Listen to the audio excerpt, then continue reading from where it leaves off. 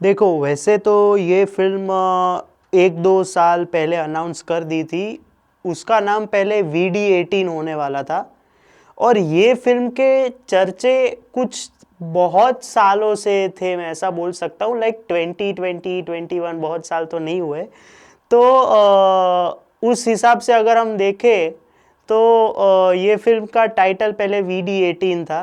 और कुछ पता था तो ये था कि ये थेरी का रीमेक होने वाला। और मैंने थेरी देखी है, ऑब्वियसली कुछ ऐसी फिल्में होती है जो सबने देखी होती है। तो वरुण धवन का जो भेड़िया में जो रोल था ना, जो सीरियस टाइप, और जिस तरह से उसने अच्छा काम किया था, क्या वो इस फिल्म में है कि नहीं वो आज हम जानेंगे। तो बेबी जॉन की अगर हम बात करें तो इस फिल्म के प्रमोशंस इस तरीके से हो रहे हैं कि ये फिल्म इंस्पायर्ड है, मैं वापस बोल रहा हूँ, इंस्पायर्ड है थेरी से। जब अनाउंस हुई थी तब बोल रहे थे कि ये रीमेक है थेरी की। तो अभी ये लोग क्यों पलट रहे हैं अपनी बात से, या फिर अचानक से कैसी स्ट्रेटेजी अपना रहे हैं, ये हमको पता नहीं है। फिल्म की स्टोरी की एक बात करते हैं तो John D'Silva, I think John का जो कैरेक्टर है वरुण धवन का, वो अपनी बेटी के साथ रहता है और उसका नाम खुशी है। वो अपने लाइफ में खुश है, कुछ ऐसा नहीं है। अपनी बेटी के सामने एक फनी बाप है, लेकिन वो उस पर गुस्सा होती रहती है क्योंकि वो अपनी स्कूल में कुछ टाइम तक लेट पहुंचती है। और उसकी जो टीचर है, वामिका गाबी का जो कैरेक्टर है, वो उसको डांटती रहती है। अभी इसमें मेन ट्विस्ट तब आता है कि जब वामिका को जॉन की असली सच्चाई पता चलती है कि वो पहले ACP सत्य वर्मा हुआ करता था। और उसके साथ ऐसा क्या होता है, ये आपको जानने के लिए बेबी जॉन देखनी पड़ेगी। और मैं सही में इस फिल्म को रिव्यू करूं तो मेरे पास दो शब्द है, एक आप चुन सकते हैं। एक तो है डिसअपॉइंटिंग, या तो बोले बोरिंग। क्योंकि देखो, थेरी मैंने देखी है, ऐसा नहीं बनता। क्योंकि मैं जब भी कोई अगर फिल्म रीमेक होती है, मैंने शैतान के टाइम पे भी ऐसा ही किया था कि वर्ष मैंने देखी थी। तो जब रीमेक होती है ना फिल्म, तो आप कुछ दिमाग में लेके नहीं जाते कि ये उसका है, ऐसा है। आप पूरे फ्रेश माइंड के साथ जाते हो, क्योंकि या तो डायरेक्टर सेम होते हैं या तो कोई और डायरेक्टर होता है, जिससे कि इस पे कलीस का है। और डायरेक्टर अलग होने की वजह से आपको क्या फायदा मिलता है कि वो अपने तरीके से ये स्टोरी को रीमेक कर सकता है, जो उसका विजन होता है इस फिल्म को लेके। तो उस हिसाब से अगर आप देखें तो फिल्म मेरे को सही बोलूं तो नहीं मजा आया। क्योंकि एटली की स्टोरी ही भले हो, और ये एक ऐसी एटली की फिल्म में आई थिंक, जब उसके पहले जहाँ पे उन्होंने डबल रोल्स वाले रोल चालू किए, एक ऐसी ओनली एक ऐसी फिल्म है जहाँ पे उनका कोई डबल रोल वाला फंडा नहीं था कोई मास मूवी में, थेरी में। थेरी से अगर मैं कंपेयर भी करूं तो मेरे को नहीं लगता कि उस लेवल तक पहुंच पाएगी। क्योंकि सही बोलूं तो मजा ही नहीं आया उतना। इतने सारे सीन्स अचानक से रैंडमाइजली कट किए, स्पेशली जो ओपनिंग सीन है इसका, ब्लैकआउट हो जाता है अचानक से, फिल्म शुरू होती है फिर अचानक से ब्लैकआउट हो जाता है। फिर अच्छे से फिल्म चल रही होती है, पास्ट में भी जाती है जब फिल्म, अचानक से सीन चेंज हो जाता है और अचानक से हैप्पी मोमेंट्स आ जाते हैं अगर कुछ सैड हुआ है तो बहुत से ऐसे रैंडम कट्स है। और आपको लेंथ कहीं कहीं पे फील होती है, स्पेशली इंटरवल आने तक, जो कि है 2 घंटे 40 मिनट की फिल्म है। तो उस हिसाब से भी मैं बोलूँ तो सही में बोर्डम या फिर बोरिंग फील होता है। और नेगेटिव पॉइंट्स बहुत से हैं मेरे पास। सही बोलूँ तो इस फिल्म का सबसे बड़ा नेगेटिव पॉइंट ये है कि जब कोई साउथ की फिल्म का कोई डायरेक्टर बना रहा होता है, तो ऐसा ज़रूरी क्यों है कि मुंबई में भी उस टाइप के साउथ इंडियन गुंडे ही होते हैं। उस टाइप के गुंडे, कोई महाराष्ट्रियन हमें एक सीन में दिखाई पड़ता है इस फिल्म में, जब वो भिखारियों वाला सीन आता है। बाकी तो सारे साउथ के ही गुंडे दिखाए गए हैं, वो भी मुंबई में। वो एक फेमस जोक है कि जब भी फिल्म बनती है कोई हिंदी के कोई और फिल्म, तो उस पर खतरा मुंबई पे ही दिखाया जाता है। जब आयरॉनिकली साउथ में फिल्म बनती है तो उसमें भी खतरा मुंबई पे ही दिखाया जाता है। तो ये अपने हिसाब से ये एक अपने आप में एक आयरनी है। और कहीं पे ये फिल्म एटली की नहीं लगती है, मैं सही बोलूं तो। उसने प्रेजेंट की है, स्टोरी उसकी है, कोई बात नहीं, लेकिन कलीस ने अपने हिसाब से बनाने की जो ट्राई की है वो ऐसा लगता है कि नहीं, ये हो ही नहीं सकता है। और हिंदी में इसका कहीं कहीं पे ऐसा मैं बोलूं तो बहुत सारे ऐसे स्लो मोशन सीन्स थे जिसकी जरूरत नहीं थी। प्लस इसका जो बीजीएम है थमन का, आप जवान को याद कीजिए, उसमें जब विक्रम राठौड़ की एंट्री हो या फिर जो उसका जो मेन बीजीएम है प्रेव्यू का, वो बार बार बजता है। इसमें तो वो भी नहीं है, इसमें सिर्फ एक अलग से वो जो हा हा हा हा वो वाला जो है वही बजते रहता है। लेकिन जो दूसरा जो बीजीएम पूरा जो देख आया सामने बेबी जॉन, वो वाला बजता है, लेकिन जो उसका जो बीट है पूरा जो ढोल के साथ और जिस तरह से दिखाया गया है वैसे नहीं बचता। तो उस हिसाब से भी ये फिल्म आपको डिसअपॉइंट करती है बीजीएम के मामले में, क्योंकि वो पूरा जो उसका राजा कुमारी वाला जो पूरा जो ट्रैक है इतना बढ़िया है, तो उस हिसाब से ये पूरा उसमें कवर करने जैसा था। जब वो मारता है तब बचता है, या तो कोई स्लोमो सीन हो उसमें बचता है। इसमें इन्होंने थेरी से कुछ अलग चीजें करने की ट्राई की है, स्पेशली जब वरुण वामिका और उसकी बेटी अचानक से मार्केट में मिलते हैं, फिर क्या होता है, वो वाला सीन अच्छा था। जैकी श्रॉफ का पूरा एक अलग एंगल दिखाया गया है, और उसके बेटे को वो किस तरह से वरुण जो है जैकी श्रॉफ के बेटे को मारता है, वो सारे सीन्स बहुत अच्छे हैं। इसकी सिनेमेटोग्राफी, स्पेशली जो रात का जो पूरा फाइट वाला सीक्वेंस है, उसमें एक्शन सीन्स ऑब्वियसली अनबरीव है, तो एक्शन में भी मजा ही आता है उतना। प्लस एक्शन सीन्स और उसमें जिस तरह के शॉट्स दिखाए गए हैं वो बहुत अच्छे हैं। कुछ आपने ट्रेलर में शॉट्स देखे होंगे जहां पे वरुण ऐसे वो मशीन गन टाइप लेके मार रहा है, रेड है पूरा पीछे, वो सारे सीन्स वेस्ट कर दिए गए हैं। और दूसरे जो कुछ बात करनी है मुझे, इसमें एक रेफरेंस आता है देहरादून का। अभी वो क्या आता है वो मैं नहीं बोलूंगा, देहरादून का रेफरेंस आता है। वो कब, अगर पास्ट में हम फिल्म लेके जा रहे हैं, उसका कोई कुछ दिखाया नहीं गया है। सेकंड एक चीज जो है वो ये है कि अगर आप किसी के फैमिली की बात कर रहे हो, यहां पे मैं इतना ही बोलूंगा, तो फैमिली के बाद अगर वो जो पुलिस वाला जो मैंने देहरादून वाली जो बात बताई वो एक पुलिस वाले के रिलेटेड है। देहरादून के बाद में जो देहरादून के बाद जो दूसरी जो पुलिस वाले की लाइफ चल रही है, वो उसके बाद वो उन गुंडों के साथ क्यों मिला, कैसे मिला, वो उसके साथ काम क्या कर रहा था, किस तरह से दूसरी साइड भी वो गेम खेल रहा था, उसका भी कोई अता पता नहीं है।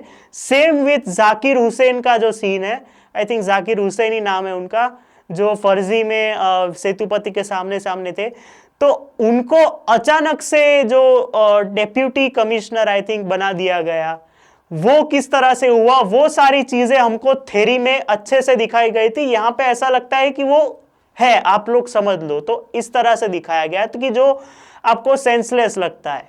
तो ऐसे बहुत से लूप होल्स है। अगर मास मूवी और रीमेक है प्लस, तो उसमें भी आपको ध्यान तो छोटी छोटी चीजों का रखना पड़ता है।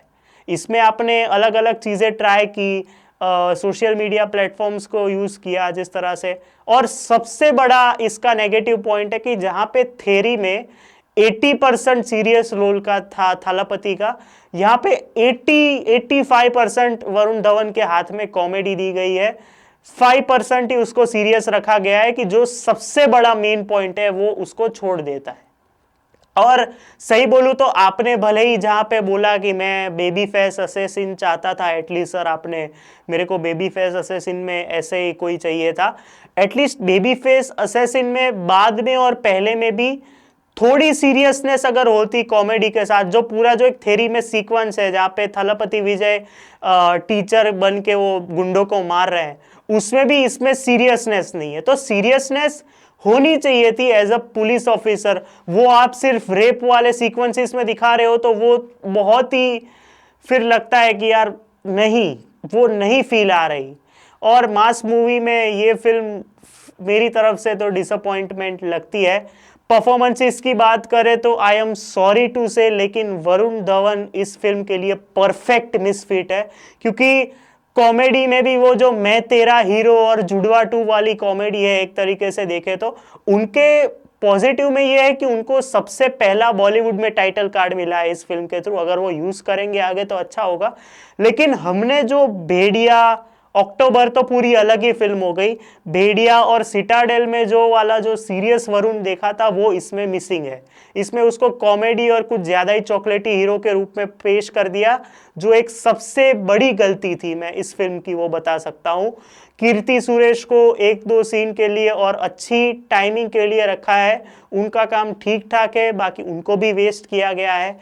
वामिका जो मेरी third personal favourite actress slash crush है, उनके रिलेटेड जो पूरा जो स्टोरी लिखा गया है टीचर के अलावा, एक अच्छा सीन है उनका, और उनका काम ज्यादा है कीर्ति सुरेश से, मैं ऐसा कह सकता हूं, और उनका काम देखने में अच्छा लगता है। दिस इज नॉट, मैं इसलिए बोल रहा हूं कि वो मेरी पर्सनल फेवरेट है, उनकी आंखों में मैं डूब जाता हूं, इसलिए नहीं है। लेकिन चीज यही है कि आप अगर अच्छी फिल्म बनाना चाहते हो तो ये चीज किया करो ना यार। अगर यही नहीं कर पा रहे हो तो कोई पॉइंट नहीं है इस पूरे सीन का। और वामिका का काम अच्छा है, दूसरा किसी और का काम अच्छा है तो वो है जैकी दादा। जैकी दादा इस फिल्म में अपनी ही लीग में है, पूरा स्वैग कैरी करते हैं, पूरा जो साइकोटिक विलन बने हैं, ऊपर से जिस तरह से वो ऐसे करके जो बैठते हैं, प्लस जब वरुण को मारने जाते हैं वो पूरे सीक्वेंस में, तो उन्होंने जो काम किया है बॉस, मतलब एक जैकी दादा के लिए, वामिका के लिए तो ऑब्वियसली कोई भी जाएगा, मैं वापस जाने के लिए तैयार हूं, उनके सीन्स के लिए ही सिर्फ। ये दोनों का काम बहुत बढ़िया है। राजपाल यादव को ऑफिशियली हमने एडॉप्ट कर लिया है कि या तो हम कार्तिक आर्यन की फिल्म में लेंगे या तो इस वरुण भाई की फिल्म में लेंगे। दूसरी एक चीज, जाकिर हुसैन वेस्टेड, बाकी सारे को एक्टर्स का काम ठीक ठाक कह सकते हैं। तो फिल्म तो मुझे बोरिंग लगी, लेकिन सबसे बढ़िया बात अगर मैं आज की बात करूं तो मैं गया था कॉम्प्लेक्स लग्जूरियंस सिंधु भवन रोड पे। मैं यही कहूँगा, यहाँ पे सिनेमा देखने का एक्सपीरियंस अगर आपको भी चाहिए, मैं आपको 5 इतनी बढ़िया चीज़ें बताता हूँ। इस फिल्म, अगर इस थिएटर की जो सराउंड साउंड क्वालिटी है इतनी बढ़िया है ना बॉस, मज़ा आ गया। इसकी सीट्स की बात करूँ, 3 ऑडिटोरियम्स है, तीनों में रेक्लाइनर सीट्स है, जहाँ पे हम लोग चाहते हैं, हमारा ड्रीम है रेक्लाइनर सीट में बैठना, तो यहाँ पे तो तीनों रेक्लाइनर सीट है। तीसरी एक्सक्लूसिव चीज अगर मैं कहीं पे बोलूं तो जो हमें वैले पार्किंग चाहिए होती है, हमने आज तक वैले पार्किंग या तो पार्टीज क्लब्स में देखी है, लेकिन यहाँ पे वैले पार्किंग की सबसे बढ़िया बात यह है कि यहाँ पे सिनेमा का अपना पर्सनल वैले पार्किंग है, जो कि हमें रेयरली देखने को मिलता है। चौथी चीज, मेरे जैसे रिव्यूअर्स या फिर आपके जैसे फैंस जहां पे फर्स्ट डे फर्स्ट शो में जो भूल जाते हैं कि 4 लोग होने चाहिए, ऑक्यूपेंसी इश्यूज होने चाहिए, यहां पे ऐसा बिल्कुल भी नहीं है। अगर मैं अकेला भी जाता हूं या फिर कोई 2 लोग होते हैं तो भी यहां पे शो शुरू होता है। ये सबसे बढ़िया बात है इस कॉम्प्लेक्स लग्जूरियंस की। इसके डॉल्बी सराउंड साउंड से लेके इसकी पिक्चर क्वालिटी हो, और जब भी कोई बैकग्राउंड म्यूजिक छोटा सा वो जो कुछ गिरा हो तो वो सराउंड में सुनाई देता है, वो सबसे बढ़िया बात है। आज ही मैं आपको रेकमेंड करूंगा कि कॉम्प्लेक्स लग्जूरियंस जो कि सिंधु भवन रोड पे है, वहां पे जाके आप अपने हिसाब से सिनेमा का एक्सपीरियंस लीजिए। मैं सही में बोल रहा हूं, आपको बहुत मजा आएगा। आज ही जाके कोई फिल्म उधर जाके देखिए। और एक पूरा एक ऑडिटोरियम है जो कि पूरा एक कपल सीट के रिलेटेड है, उसमें भी रेक्लाइनर है। इतने सारे फायदे आपको मिलते हैं, तो प्लीज जाके कॉम्प्लेक्स लग्जूरियंस पे कोई मूवी देखिए। फिल्म की वापस बात करें तो जिस तरह से मैंने देखा इस फिल्म को, तो मैं इतना ही कहूंगा कि बेबी जॉन एक बहुत बड़ी डिसअपॉइंटिंग या फिर बोरिंग फिल्म है। सलमान भाई की कैमियो की मैं बात करूं, जिस तरह का इनका कैमियो था, कब आएगा मैं नहीं बताऊंगा।